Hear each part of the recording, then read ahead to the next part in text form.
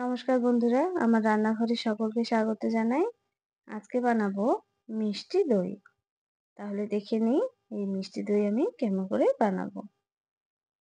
প্রথমে একটা কড়াইতে সামান্য পরিমাণে জল নিয়ে এরকম গরম করে কড়ার সাইডে সাইডে আমি এভাবে দিয়ে দিয়েছি। এবার আমি ওতে দিয়ে দিচ্ছি দুধ। দুধটা আমি নিয়েছি 750 মতো।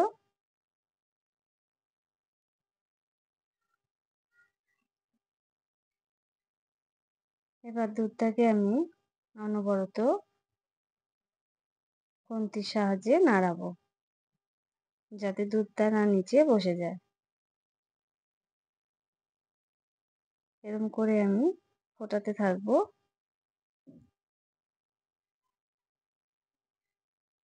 সাইডগুলো দিয়েও ভালো করে আমি সবসময় চেঁচে নেব, না হলে সাইডগুলো পোড়া লেগে যাবে। এরকম করে বারে বারে দুধটাকে নাড়িয়ে নাড়িয়ে ফোটাতে হবে।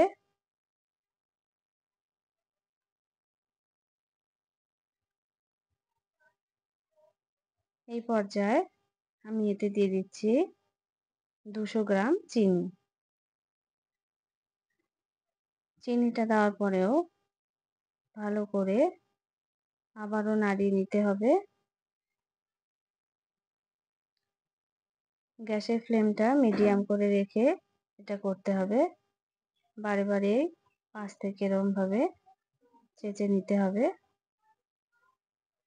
দেখো কতটা দুধটা কমে গেছে, এতটা ছিল এতটা হয়ে গেছে। প্রায় আমি 200 গ্রাম মতো দুধ ফুটিয়ে নিয়েছি। এটা এখন 500 গ্রাম মতো হয়েছে। ঠিক এতটা ঘনই হবে। এবার দুধটা একটা হাতার সাহায্যে অল্প ঠান্ডা করে নেবো, এরকম নাড়িয়ে নাড়িয়ে অল্প ঠান্ডা করব। এবার একটা ফ্রাই প্যানে আমি 3 চামচের মতো চিনি দিয়ে দিয়েছি। চিনিটাকে আমি ক্যারামেল করে নেব।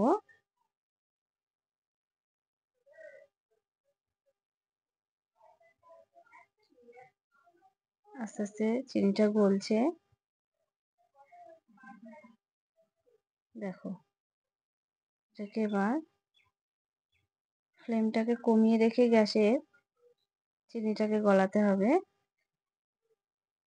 এরকম ভাবে কালারটা দেখো যাতে না পুড়ে যায়। বারবার এরকম নাড়িয়ে নাড়িয়ে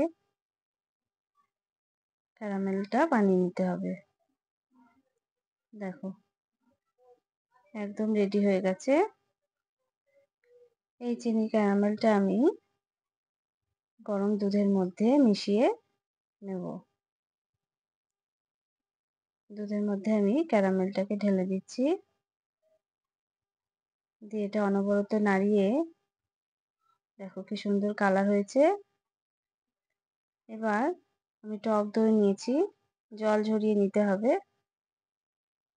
একটা স্প্যাচুলা দিয়ে এটাকে এরকম ভাবে স্মুথ করে নিতে হবে। দেখো ঠিক এরকম করে নিতে হবে। এবার ওই টক দইয়ের মধ্যে আমি ফোটানো দুধ অল্প অল্প করে দিয়ে ব্যাস এবার এটাকে একটু স্মুথ করে নেব।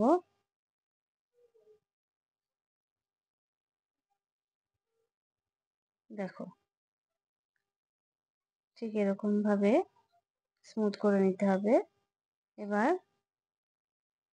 এটা হালকা গরম আছে দুধটা, তার মধ্যে আমি ওই টক দইটা দিয়ে দিচ্ছি।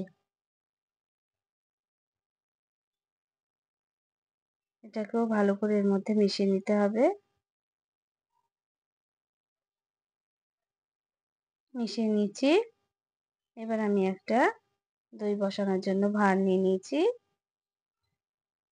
টক দইটাকেও এটাকে ভালো করে আমি এর গায়ে মাখিয়ে নিচ্ছি। মনে রাখবে এই ভাঁড়টা যেন না ধোয়া হয়, ভাঁড়টা ভালো করে মুছে নিলেই হবে। ধুলে কিন্তু দই বসবে না। এবার ওই দুধটাকে আমি ভাঁড়ের মধ্যে ঢেলে দিচ্ছি।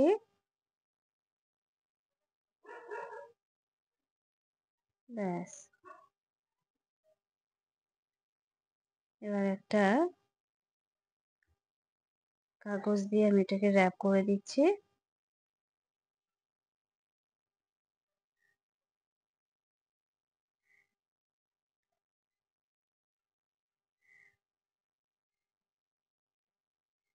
এবার এটা একটা মোটা টাওয়াল দিয়ে আমি এটাকে ঢেকে দিচ্ছি ৮ থেকে ৯ ঘন্টার জন্য।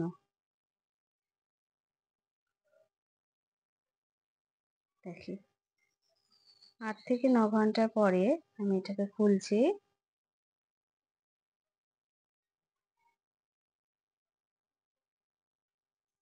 দেখো বন্ধুরা, কত সুন্দর জমে গেছে দুধটা।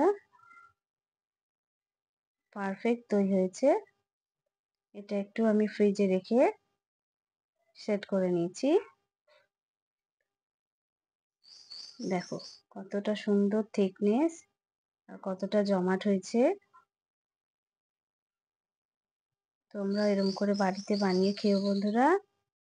আর কেমন হয়েছে কমেন্ট করে জানিও। দেখো কতটা সুন্দর জমাট বেঁধেছে, একদম পারফেক্ট হয়েছে। আমার চ্যানেলের রেসিপিগুলো যদি তোমাদের ভালো লেগে থাকে তাহলে আমার চ্যানেলটিকে প্লিজ সাবস্ক্রাইব করে দিও। ধন্যবাদ।